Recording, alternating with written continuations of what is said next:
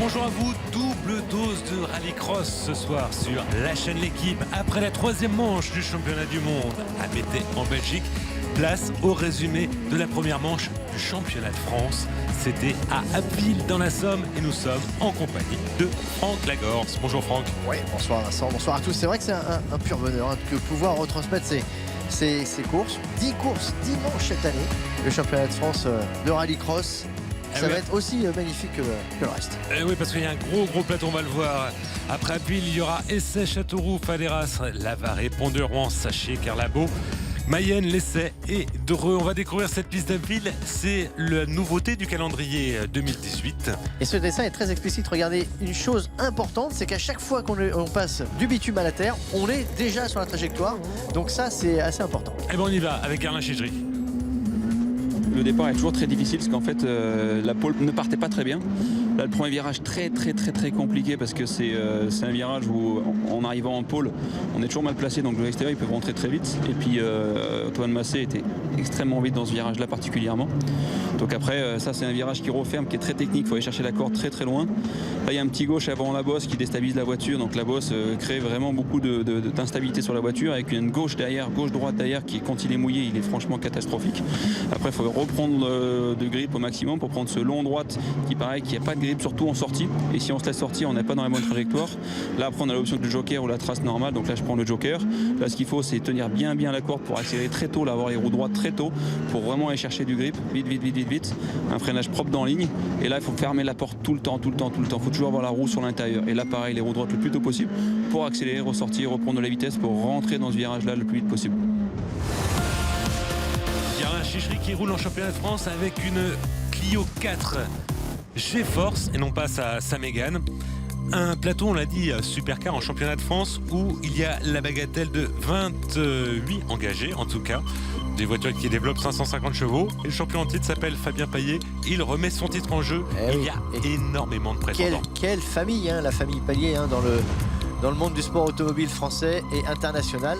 Donc il va falloir aller chercher beaucoup d'expérience. Bonne équipe, bonne auto. À suivre. Eh bien, on va suivre les demi-finales où le principe, contrairement au mondial où il n'y a que 6 partants par demi-finale, il y en a 8 en championnat de France. 6 tours de course, un passage obligé par le tour joker avec Samuel Peu, transfuge du Super 700 en pole position. Et puis complètement à l'extérieur, Damien Meunier, 17 ans, première année en supercar. Ah, ça fait du monde sur cette première ligne. Ici, et regardez, on a découvert le circuit, première grande courbe. Et la particularité de ce circuit, j'y reviens, c'est vraiment, on est sur le bitume, on est en appui, donc on a le grip vraiment du bitume, et d'un seul coup, regardez encore une fois ici, eh bien on va ressortir en appui sur la terre. Donc il faut vraiment anticiper cela, c'est vraiment une particularité sur ce circuit. Samuel Peu, le leader qui part à la faute là dans cette. J'ai l'impression qu'on est arrosé. Et ça s'est percuté. C'est Jean-Sébastien Vigion également qui roule en Super 700. Damien Meunier qui est en train de se frayer un passage du haut de ses 17 ans et qui récupère la tête de l'épreuve. Avec des essuie-glaces qui fonctionnent, mais c'est clair que la visibilité n'est pas bonne du tout. C'est bon, il faut appuyer sur le petit bouton pour mettre le plus d'eau possible. Et ça fait de la boue, voilà, tout simplement. Mais vu qu'il n'y a personne devant lui, il va bien s'en sortir. Et voilà, Damien Meunier, 17 ans, il roulait l'an dernier en Super 700 en tête devant Jean-Sébastien Vigion qui roule en Super 700 également l'an dernier, qui a remporté plusieurs épreuves avec une Clio R3. Et pour information, sa Citroën DS3 a permis à Loeb de remporter une manche du Global Rallycross, le championnat des États-Unis, et c'est Next Timur Timerzenov. Allez, on est avec le leader. Est-ce que vous voyez justement, vous voyez rien, ben c'est normal, c'est vraiment des conditions difficiles quand votre essuie-glace ne fonctionne pas. C'est le tour joker pour Damien Meunier, vous le voyez, la petite lucarne verte, ça veut dire qu'il y est passé, au contraire de Jean-Sébastien Vigion, Philippe Malouagne et Fabien Chanoine. Attention, il y a des soucis ici avec le Belge. Le contact. Mais bon, attention, derrière c'est arrivé, et puis la visibilité n'est pas bonne, donc automatiquement c'est parti au contact. Vous avez vu, heureusement avec 4 roues motrices, il vous suffit de débraquer, de rester accéléré et on arrive à s'en sortir. C'est Jean-Sébastien Vigion qui s'est fait un peu harponner, qui est en train de perdre sa place pour la finale. Il faut terminer dans les 4 premiers. On est en compagnie du leader dans le dernier tour. Damien Meunier, 17 ans. Il doit y avoir beaucoup de pression dans ce dernier tour. Ouais, c'est humide et on voit que sur la terre, eh bien, les pilotes n'ont pas beaucoup de grippe. Il serre le point avant. La victoire qualificative pour Damien Meunier qui partira sur la première ligne, c'est assuré. La deuxième place, ça sera pour Philippe Malouagne et sa Clio 4 RS. Fabien Chanoine également sur Clio 4 RS est qualifié, de même que Jochen Cooks qui a été un peu brutal avec Jean-Sébastien Vigion. Voilà les 4 pilotes qualifiés. Le fait d'avoir arrosé, eh bien, a piégé beaucoup de pilotes et ça change énormément de choses au niveau du grip. Et Kim Moreton, Patrick Guillaume, Jean-Sébastien Vigion et Samuel Peu. Et pour répondre à la question pourquoi on arrose, pour éviter qu'il y ait trop de poussière. Eh bien on va passer à la seconde demi-finale qui va se dérouler au meilleur des 6 tours également. Et regardez, Julien Febro, un commentateur de Formule 1 qui va participer à 6 manches cette saison à Ville, Essel, Châteauroux, Faleras, Pont-Durand et au-delà Mayenne. de ça, c'est un excellent pilote. Oui, il a déjà gagné en supercar. C'est un excellent pilote tout court Famille. et très bon en rallycross. Famille rallycross aussi. Et il part à côté d'un garçon que l'on connaît bien sur la chaîne l'équipe, Garla Chichery. Ouais, il va pouvoir se mesurer. Et attention également à Antoine Massé avec la Peugeot 208 argent et jaune fluo. Regardez, il met des petits coups de pare-choc avec Garla Chichery. Ça vous donne une idée du niveau de performance du garçon. Troisième, Julien Febro. Derrière, il y a de la poussière. On a un petit peu coupé les chicanes. Alors si on a une caméra embarquée dans une voiture derrière, vous allez voir la poussière, c'est vraiment terrible. Et regardez en plus, eh bien ça se creuse énormément. Oh là là, une tentative d'Antoine Massé par l'extérieur sur Garlin Chichery, le leader. Chichery qui résiste, il est à l'intérieur. Et un petit coup de petite pichenette d'Antoine Massé pour dire je suis là. C'est rien, ça c'est pour dire bonjour. C'est pour dire on est là, toc toc. Oui, voilà. Parce qu'avec ne vous inquiétez pas qu'il le sait, il n'y a pas besoin d'avoir un contact. Garlin il le sait très bien qu'il y a du monde derrière. Et on est en compagnie. Vous avez vu le petit coup de frein à main? Il disait tout à l'heure, Garlin, il faut avoir les roues droites pour passer les 600 chevaux, les passer. Bon coup de volant, il anticipe le fait que la voiture va passer juste derrière sur la terre. Ici, il rentre sur la terre et il ressort sur le bitume. Deuxième, petit coup de frein à main, même dans une grande courbe aussi comme celle-ci. Alors pourquoi la voiture a une tendance à sous-virer sur les entrées de virage? Tout simplement parce qu'on préconise vraiment la motricité. Et quand on a une bonne motricité sur une 4 roues motrices, et bien automatiquement il faut avoir un peu de sous-virage à l'entrée. Allez, à chaque fois un petit coup de frein à main dès qu'on est sur le bon rapport. Bim, et c'est dégagé avec Antoine Massé. On est maintenant en compagnie de Julien Febro. Il est troisième.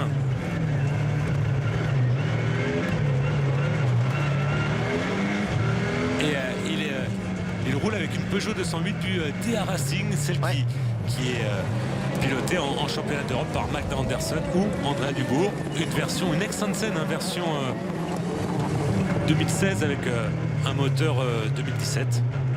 Et il est revenu troisième et il revient sur Antoine Massé deuxième. Et pour l'instant, très bonne équipe, et puis très bonne auto de toute façon, donc et très bon pilote, encore une fois Et il tient son billet pour la finale. Il faut raconter dans ce. C'est au-delà d'être un journaliste, c'est un pilote, ni plus ni moins. Il faut le considérer comme tel. Avec un superbe niveau dans ce championnat de France. Dernier tour et la victoire pour Garlin Chichery qui était déjà leader à l'issue des qualifications. Deuxième place pour Antoine Massé, troisième place pour Julien Febro, quatrième place pour Laurent Bouliou, cinquième place pour Christophe Jouet. Et là aussi. Mais non qualificatif. David Olivier en reste là, de même que David Fèvre ainsi que Jonathan Payet qui n'a pas pu aller à la fin victime d'un problème technique. Christophe Jouet qui passe à rien de la qualification pour la finale dans cette catégorie supercar. Christophe Jouet d'ailleurs qu'on est très content de voir revenir à ce niveau-là après son crash en rallycross la saison dernière qui lui a valu un corset. Voilà. Allez, on tourne cette petite page. Regardez ici jusqu'à 250 chevaux. Des Super 700 moteur. Et là on est en 2 roues motrices. À l'avant, obligatoirement, 950 kg avec pilote, 2 roues motrices, un 17 partants et 2 pilotes font figure de favoris. Laurent Chartrain sur ces 2 Super 700 et Jimmy Terpero sur ces 2 Super 700 également. Et bien Laurent Chartrain. Même procédure de départ, vous avez vu, on approche les voitures et cette petite baguette devant les voitures. Ici. Alors ces voitures sont magnifiques à rouler parce que même si c'est 2 roues motrices, donc une traction, eh bien on peut les placer exactement comme si c'était une 4 roues. Alors effectivement à la sortie du virage c'est une traction, ça reste une traction, c'est ce qui fait d'ailleurs son charme. mais à piloter, c'est très très agile. On met les roues avant où on veut et l'arrière vient naturellement. Alors en tête, la Citroën C2 blanche et noire ici de Laurent Chartrain, poursuivi par la Renault Clio de Olivier Spampinato. L'an dernier, il roulait avec une Renault Twingo R1 qui fait 122 chevaux. Une traction également, voilà, ça sent un petit peu large. Il passe à l'échelon supérieur. Et bien, la manière de... Regardez, excusez-moi Vincent, mais regardez la visibilité. On en parlait tout à l'heure. Quand vous êtes en tête comme là, eh bien c'est facile. Mais quand vous êtes derrière dans la poussière, c'est beaucoup plus compliqué. Il faut connaître le circuit par cœur. D'ailleurs, souvent, les pilotes s'entraînent d'une manière... on ferme les yeux, on chronomètre et on fait le tour dans sa tête. Ça nous permet de savoir exactement où on va mettre les roues. Et bien sûr, le but, c'est d'être au centième de seconde près, en fonction bien sûr de l'adhérence de la piste, sur le temps autour. Ah, je l'avais vu dans Michel Vaillant le film, mais je ne savais pas que ça se faisait pour de vrai. Ça se fait pour de vrai. Ah. Allez, en tête, Laurent Chartrain qui a... Vous faites pas pareil quand vous préparez vos émissions? Non, je n'ouvre pas les yeux, je lis mes notes. On est avec Olivier Spampinato qui a remporté le trophée Twingo l'an dernier. Donc 122 chevaux, c'était Twingo. C'est la bonne école, on l'a vu avec Cyril Raymond qui a gravi tous les échelons pour s'imposer en Super 1600 et briller au plus haut niveau ensuite. Oui, Cyril Raymond s'est imposé dans cette catégorie comme il s'est imposé en Twingo. Et Cyril Raymond, c'est vraiment un produit de l'AFOR, dont le président c'est Jean-Jacques Bénézé et le vice-président Daniel Bionnier, d'ailleurs qui est organisateur de la course de la Manche de Châteauroux. Donc on est vraiment là dans un top niveau. Il faut savoir que la France vraiment créé des pilotes pour le championnat d'Europe, pour le championnat du monde. On est vraiment dans ce qui se fait de mieux pour les pilotes aussi. Et avec un plateau avec 28 supercars engagés à Ville, c'est un record. En tout cas, dans cette première demi-finale, eh bien, on a vu la victoire de Laurent Chartrain devant Olivier Spampinato, Grégory Foss, Nicolas Goriot, les 4 pilotes qualifiés. On reste là, Patrice Durand, Cédric Torres et Benjamin Godot. Et là, pareil, on va prendre les 4 premiers dans cette demi-finale. Vous avez vu ? Et puis là, on va passer à la seconde demi-finale. Alors, le favori Laurent Chartrain était là. Bien, Jimmy Terpero, son rival qui brille également en championnat d'Europe, est là. Avec Alan Mottet, lui c'est le champion de France junior en titre qui a gagné son billet là. Benjamin Godot, Patrice Durand, Dominique Gerbeau, Romain Longe et Yvonique Jagu. On est très heureux de revoir Yvonique Jagu. Son camion avait brûlé, sa voiture, oui. Son Audi A1 avait brûlé l'an dernier. Il est de retour avec une Skoda Fabia. Ça fait très plaisir à tout le monde. Attention, ça se referme très fort. Là, on rentre encore une fois. Voilà, il faut vraiment anticiper le changement d'adhérence. Et regardez derrière la visibilité. Quand on vous dit que ce sont des pilotes d'expérience. Avec Alan Mottet. Mais pourtant, Alan Mottet, c'est champion de France junior. Mais il se débrouille bien, ce petit jeune.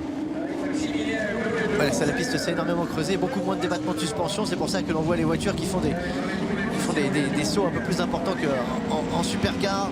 Et c'est Jimmy Terpero qui est en tête. Devant Godot, Mottet et Yvonique Jagu. Attention ici, oui, il met la pression. On sent vraiment que il pourrait doubler et passer à l'attaque rapidement parce que il est derrière, il est carrément bouchonné. Ouais, Benjamin Godot qui menace Jimmy Terpero, c'est une sacrée référence. Et puis derrière, Alan Mottet qui s'en sort pas mal. Superbes images, on a vu la roue arrière carrément se délester. Elle est à peu près à 10 cm du sol en rentrant dans cette grande courbe en appui. Regardez ces trous ici à l'arrière. C'est pas un problème parce que ce sont des tractions, donc on perd rien, mais on sent vraiment que le transfert de masse s'effectue sur la voiture, sur ces voitures de roues motrices. Allez, on est avec Alan Mottet, troisième à la poursuite de Benjamin Godot. Il va passer à la corde. Oh, superbe! Petit coup de frein à main, il écarte son adversaire. Ça, c'est une belle manœuvre. Un beau dépassement comme on l'aime. Oh, ton joker! Et tout joker pour Benjamin Godot. C'est le premier à s'y engouffrer. Beaucoup de sous-virages. Regardez les roues complètement braquées. Et pareil, à la sortie du virage, on essaye d'avoir les roues droites pour avoir le maximum de traction. Avec 250 chevaux, il faut les passer, les chevaux. Et regardez Alan Mottet qui est en train de revenir avec cette Twingo Super 1600 sur Jimmy Terpero. Jimmy Terpero qui est en train d'effectuer son passage par le tour joker, donc qui ressort deuxième, qui est la lutte avec Yvonique Jagu et qui reste devant, deuxième Jimmy Terpero derrière Alan Mottet, mais Alan Mottet va devoir à son tour effectuer son passage par le tour joker.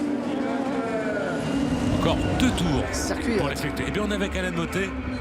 Alors maintenant, regardez, on tire le frein à main, on corrige au volant. Ouais, on tire plusieurs fois le frein à main, effectivement, pour pas avoir trop de sous-virages et pouvoir positionner la voiture et essayer d'avoir les roues le plus droit possible à la sortie. Regardez, on va essayer de mettre des petits coups de frein à main.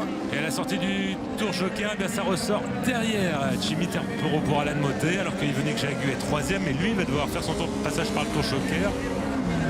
Alors il l'a fait. Alors, le classement de cette demi-finale, Jimmy Terpero s'impose devant Alain Motet, 3e Yvonique Jagu, 4e Dominique Gerbeau. Et c'est fini pour Patrice Durand, Romain Longe et Benjamin Godot, qui était bien parti, hein, Benjamin Godot, qui était à un moment 2e, qui menaçait le leader et qui était contraint à l'abandon. On passe à une autre catégorie, la division 3. Alors, la division 3, il s'agit de prototypes qui font jusqu'à 450 chevaux, qui passent, comme vous le voyez, de 0 à 100 en moins de 3 secondes et demie, qui sont animés par un moteur atmosphérique de 3,5 litres de cylindrée, qui peuvent être 4 ou 2 roues motrices, mais je vous rassure, là, tous sont 4 roues motrices pour plus de puissance.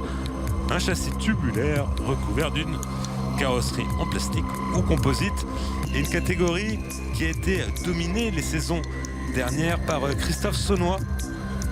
Mais Christophe Saunois, quintuple champion de la catégorie, n'en met pas son titre en jeu, pas plus que Marc Maurice. Donc on attend beaucoup de Xavier Briffaut et de Samini qui pointe en tête justement dans au premier tour de cette finale. Après, il faut tenir pour Xavier Briffaut. Ah, la poussière est quand même assez terrible là, sur ce circuit. Ça sera quand même sur ce tout nouveau circuit d'Abbeville. On a étudié au mieux. On prend une partie très rapide, hein. On est vraiment sur la partie en haut du circuit, avec la des plus rapide possible. Et vous êtes obligé de passer justement dans la poussière parce que vous avez vu à l'extérieur c'est complètement humide. Et là il faut surtout pas y aller parce que ça glisse terriblement. On suit ici Franck Delaunay, sa Mégane, Renault Mégane 2, en lice pour le podium. Et là on retrouve tout de suite des sensations de voiture 4 roues motrices. On voit la voiture complètement dérivée des 4 roues. Avec Grégory Leguenervé. L'avantage des 4 roues motrices, c'est quand vous avez... Ouais, ça part en large pour la Mégane. Voilà. Et je vous ai dit, il faut surtout pas y aller. Immédiate. Surtout pas y aller. C'est Maxime Sordet qu'on a profité avec sa Citroën DS3, mais c'était immédiat. On met à 2 roues. Même une roue. Une roue, et c'est fini. Une roue, on en met 2, déjà d'office. Voilà. Et après, l'autre passe. Ça, c'est irrémédiable. Et en très large, il n'a pas du tout la même trajectoire, mais justement, il anticipe le changement de... Il est revenu d'ailleurs très très fort. Le leader, Xavier Briffaut et sa petite Mini.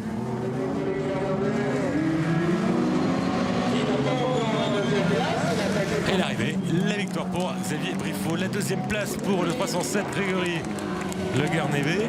Et la troisième pour Maxime Sordet. 4e Franck Delaunay, 5e Thierry Danvaux, 6e Gaëtan Dandaud, 7e David Leferrand. Et on va écouter le vainqueur, Xavier Briffaut. On sait depuis quelques mois qu'on va louper une course et on veut jouer le titre, donc faut prendre tous les points qu'il y a à prendre. Aujourd'hui on a fait carton plein, ça n'a pas été simple, mais on l'a fait, donc ce qui est pris n'est plus à prendre.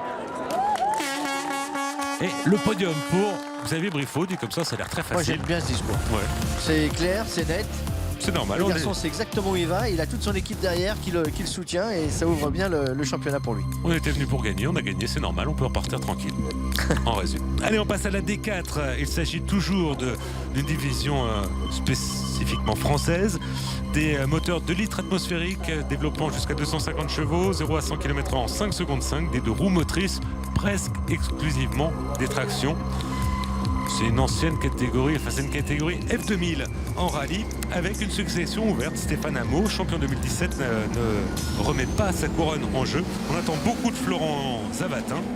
Il faut confirmer. Et en première ligne, regardez en bas de votre écran, eh bien c'est une femme qui s'illustre et qui marche très très fort. Et regardez, elle passe même en tête. Derrière avec sa Renault Clio blanche et rose. Il y a une femme en D3, une femme en D4.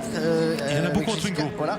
Et une autre femme, Adeline Saunier, qui est en supercar.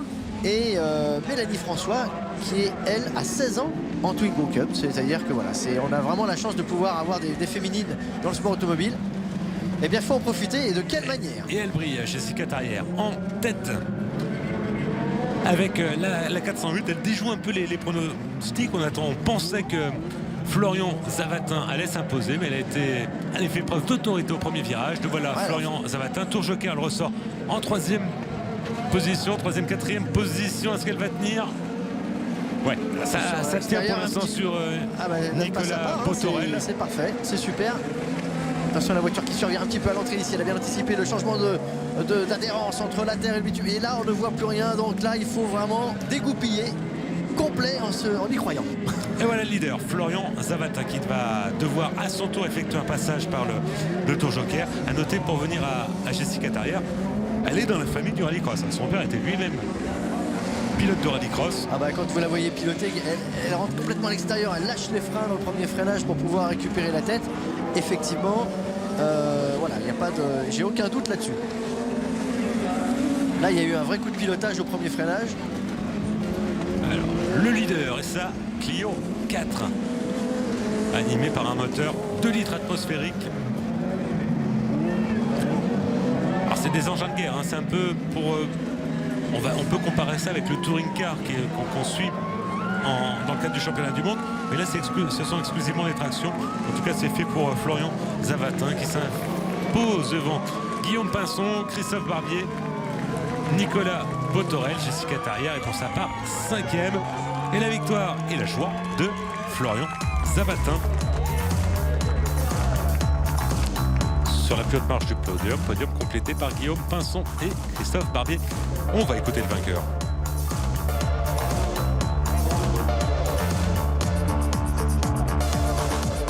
Un peu surpris, c'est une auto qu'on a fait cet hiver et avec mon père, le beau-père, la famille, et on est agréablement surpris du comportement de la voiture, et puis on a fait carton plein ce week-end.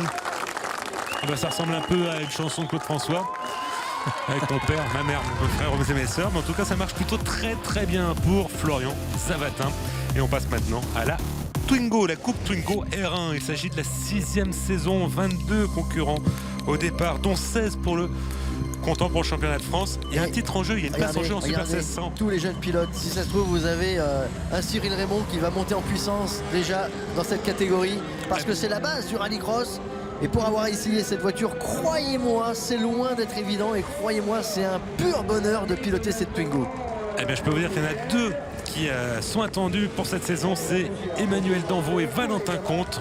Et c'est la volonté justement de la Ford de faire éclore ces pilotes dès le début dans cette catégorie la plus accessible en rallycross, puisque c'est la moins onéreuse, qui vous permet vraiment de pouvoir commencer et de quelle manière le rallycross. Et en plus, il faut établir sa stratégie. Contrairement au supercar, au super 1600, il n'y a pas de spotter. C'est au pilote lui-même, à son propre jugé par rapport à sa vision de la course, de décider à quel moment il va effectuer son passage par le tour joker. Très formateur comme expérience. Alors c'est génial. Et encore une fois, cette voiture à piloter, elle est juste d'une agilité incroyable. Ça rentre très fort sur les freins et ça survire tout simplement. Regardez, Emmanuel Danvaux avec la voiture, c'est tout des Twingo, donc la bleue et orange en tête devant Valentin Comte, la 203. Alors que derrière, on est avec Paul Coquaigne.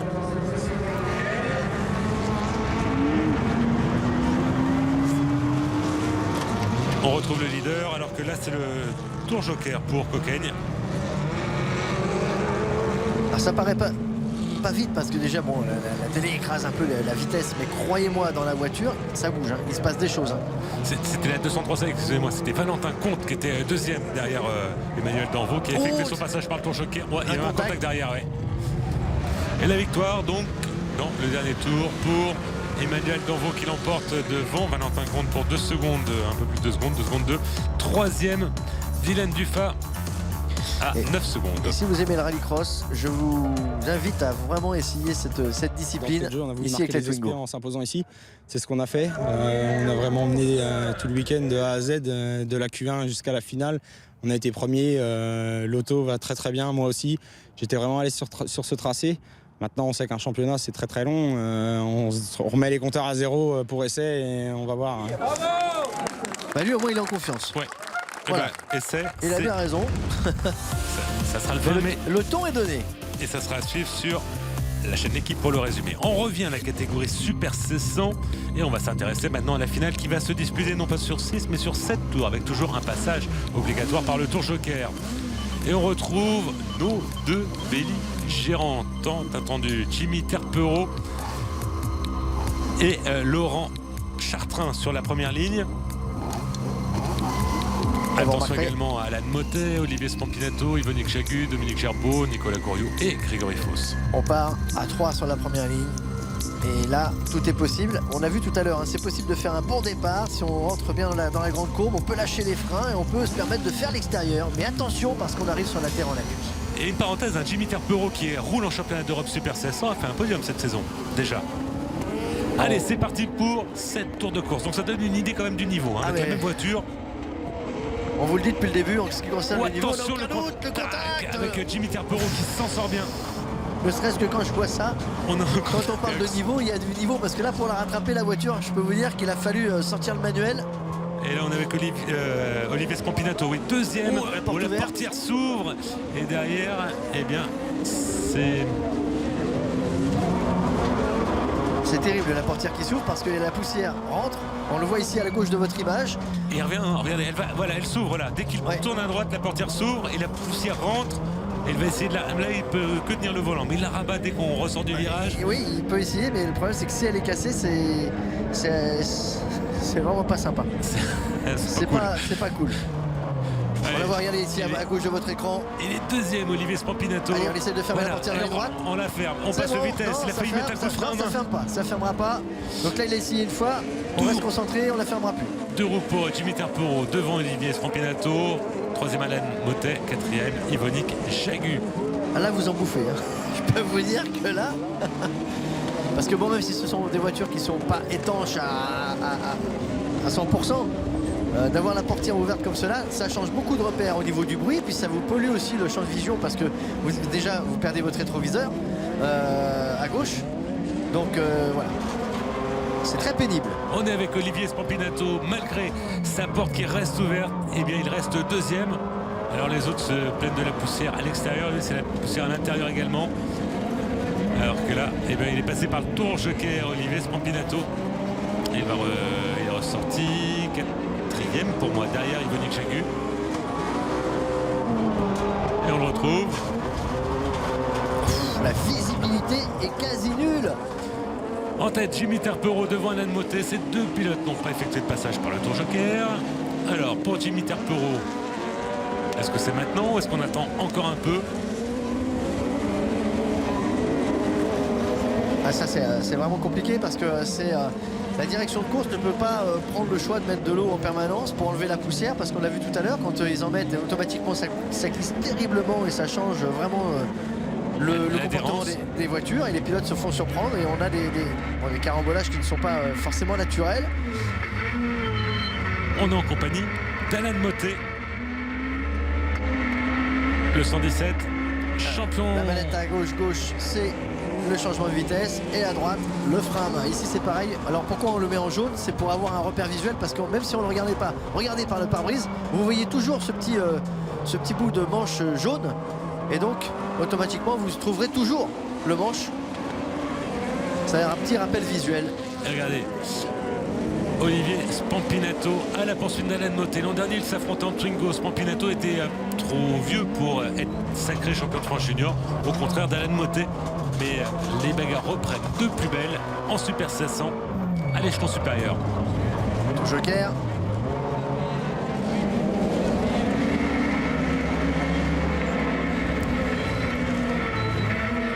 Regardez, on descend les vitesses. D'Alan Motet.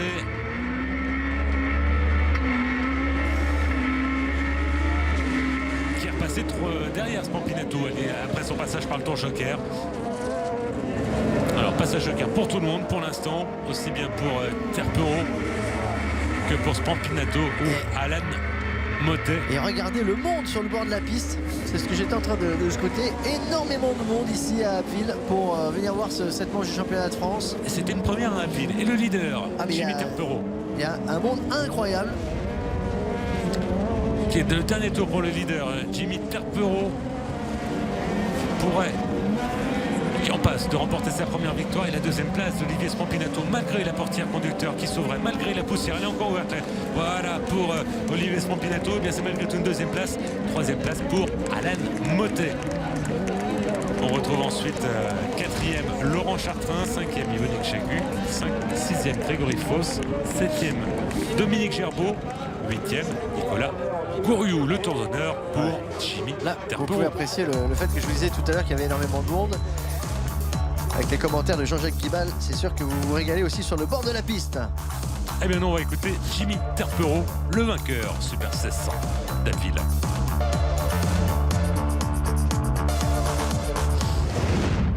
J'ai essayé de faire le meilleur départ possible, donc c'est ce qui s'est passé. Je suis sorti devant et puis dans mes rétros, je voyais pas Laurent, je voyais la Clio, après je voyais Alan derrière. Pour moi, c'était un podium. On n'a même pas parlé du week-end, on s'est même pas dit on va essayer de faire un podium parce que ça aurait été impossible, on va dire. Donc non, on est très très contents tous les deux.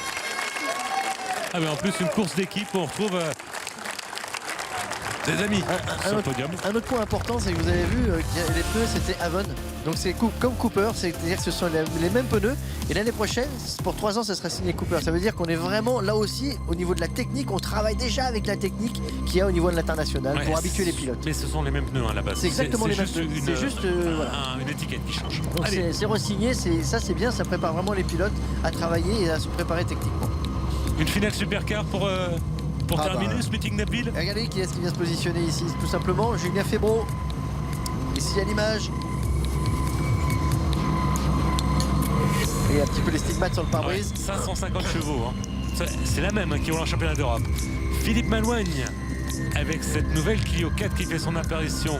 Fabien Chanoine également avec une Clio 4, de même que Guerlain Chichery, le poleman. Le retour de Fabien Chanoine après avoir fait une pause en 2017 et être passé tout près du titre en 2016. Donc la grille de départ en pole position, Guerlain Chichery à ses côtés, Damien Meunier 17 ans sur sa Citroën DS3, Antoine Massé redoutable avec sa Peugeot 207, Ouais, Philippe Malouigne, à surveiller ce jeune aussi. Julien Febro sur la deuxième ligne, Fabien Chanoine, Joël Cox. Je sais pas comment on dit, je sais pas comment on prononce ça. À la Regardez, vache. il accélère, il serre le frein à main. Et on lâche le frein à main et c'est parti. Magnifique procédure reloupée. C'est mal parti pour une des Clio. Je crois Quel que c'est départ de Julien Febro. Regardez, il signe ici tout de suite en 3e position. Philippe Non, Malouigne. 4e. Et bien on est avec Laurent Bouillou qui avait embarqué. Vous voyez la poussière, on voit rien. Je sais pas où on est, mais en tout cas on y est. On est en compagnie de Damien Meunier, 3e. En tête, on a Guerlain Chichery devant Antoine Massé. Oh la faute. Ah oui, il a tiré le frein à main, mais Damien Meunier, c'est dommage. malheureusement. Voilà, Et on a arrosé, regardez ça glisse. On a arrosé. Antoine Massé a failli se faire surprendre, mais là on a surfé sur la vague. On Et a du arrosé coup, dans certains virages, donc là le pilote avec la poussière n'a pas bien anticipé le changement d'adhérence. on est avec le leader, Guerlain Chichery, 3e. Regardez ici, là, la sortie, vous avez vu, c'est humide, donc ça change immédiatement le comportement de la voiture. Et à ce moment-là, il faut bien voir les roues droites. Voilà l'écart pour le leader, Guerlain Chichery devant Antoine Massé, 3e. C'est Julien Febro qui se bat très fort avec Fabien Chanoine. Il y a la chicherie impériale. Impérial, il est en train de prendre ses distances. Dans impériale, j'allais le dire. Mais alors il Vous sent, avez pris mon mot, j'allais le dire. il a l'air, mais c'est voilà, c'est clair. Il a franchi un cap. Ouais, et puis oui, là, sa tête, j'ai aucun problème. On l'a croisé cet hiver. Franchement, il nous parlait de ce programme, ce double programme entre le championnat du monde et ce championnat de France. Alors bien sûr, je parle à un enfant parce qu'il est tellement heureux de pouvoir faire les deux dans de bonnes conditions. Et là, quand il nous parlait effectivement de ces deux programmes-là, des deux voitures qu'il allait pouvoir piloter, même si elles étaient complètement différentes, on a vraiment senti qu'il avait passé un cap dans sa tête, digne d'un grand sportif qu'il est. Et c'est avec cette Clio que Jean-Baptiste Dubourg avait fait un podium à Barcelone en championnat d'Europe. Elle est bien née. On parle beaucoup de la Mégane, mais la Clio est également une très très bonne auto. Même si elle est de conception un peu plus standard, moins innovante que la Mégane. Alors le sait, les skieurs ont une faculté d'adaptation au sport automobile assez incroyable. Prenons Luc Alphand, Guerlain Chichery. Franchement, ils ont bien sûr les sensibilités de la trajectoire, l'anticipation, ils ont le regard loin. Mais les commentateurs télé sont bien aussi. Regardez Julien Febro. Et bien sûr la vision où bien sûr ils regardent très loin Et automatiquement, ça leur permet d'avoir cette sensation unique. Regardez les duels pour la 3e place. Julien Febvreau et Fabien Chanoine. À un tour d'écart sont passés par le tour joker. Julien Febvreau est ressorti juste devant Fabien Chanoine. Vice-champion de France 2016, Fabien Chanoine. Ah, il lâche rien. Hein. Il lâche rien. Hein. Et il tient son rang, Julien Febvreau. Et il n'y a rien à dire. Non seulement il est sportif, il va vite. Et il a la passion bien sûr de l'automobile en général. Et il sait s'entourer, monter suite à des clashs de date, il ne pourra pas faire toute la saison, mais il est dans une très belle équipe. Le DR Racing, il pilote une auto conçue dans les ateliers Peugeot. Et même au niveau des spotters, il est très bien conseillé. Donc les choses sont faites très très sérieusement de la part de Julien Febvreau et ça paye. Antoine Massé a effectué son passage par le tour joker. Oh, attention, là, il y en a qui ont vraiment coupé complètement la chicane. Vous voyez les barrières? En Belgique, elle nous mettait sur 2 roues. Et bien là, la ville, elle cède. Là, elle craque. Allez, Julien Febvreau, 3e toujours. Il faut contenir Fabien Chanoine et pourquoi pas se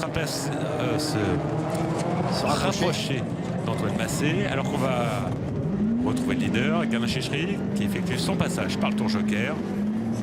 Quelle sérénité. Il tourne à peine le volant. Attention ici, petit coup de frein à main pour bien positionner la voiture. Il revient sur Antoine Massé, Julien Febvreau. Allez, il faut qu'il tente pour la quelque 2e chose. place. Et derrière, eh bien, Fabien Chanoine n'est pas en mesure de porter une attaque pour jouer la 3e marche du podium. Il reste que 2 tours, ça m'étonnerait qu'il puisse quand même aller le chercher parce qu'il a repris un petit peu de distance. Mais tout est possible. La piste est relativement piégeuse. Et il rentre beaucoup plus à la corde que Massé. Il rentre vraiment très trop sur les freins. Et il fait pivoter la voiture un peu plus rapidement pour avoir les roues droites à la sortie. Et regardez, on se rapproche, une bataille à 3 pour la 2e place. Il y aura forcément un déçu. C'est super, on pourrait avoir un trio de folie dans le dernier tour qui arrive bientôt. Alors que devant, Gavin Chichery a plus de 10 secondes d'avance sur ce petit monde. Oui, c'est Chichery et les autres. Ouais. Et on entre dans le dernier tour. Gavin Chichery est déjà. Est-ce que Julien Febvreau va essayer quelque chose? Chanoine Attention, maintenant il est vraiment menacé derrière par Chanoine qui va sûrement tenter quelque chose pour ne rien regretter, mais toujours en étant aussi très sportif. Vous avez vu le calme de Julien Febvreau alors que la voiture est dans toutes les positions. Oui, la poussière, on ne voit rien. Il a aucune raison de se démonter. Il a de l'expérience. Attention ici, peut-être dans les 2 derniers virages. Non. Encore. Ça m'étonnerait, il a repris un petit peu de distance sur le... La victoire, c'est fait pour Gavin Chichery. Première victoire de la saison. Ça a été le même scénario l'an dernier. Il s'est fait une telle assaut à Abbeville. Et la 2e place, regardez Antoine Massé, 2e, qui est menacé par Julien Febvreau dans le dernier tour. Allez, ça va être extrêmement serré, mais ça tient pour Antoine Massé, 2e, 3e Julien Febvreau, 4e Fabien Chanoine. Il a eu chaud, très chaud. Et ensuite, en 5e position, on va retrouver Christophe Jouet, 6e Philippe Malouane qui avait calé sur la grille de départ. Laurent Bouliou est 7e, Damien Meunier 8e, il a abandonné. Et lui, il a été piégé en tout début de course. Il va falloir mettre bouchée double les autres parce que là, Chichery avec cette avance de plus de 10 secondes sur la première course, il va falloir aller le chercher. Et bien on va l'écouter justement le vainqueur. Et petits donuts pour célébrer la victoire. C'est bon ça.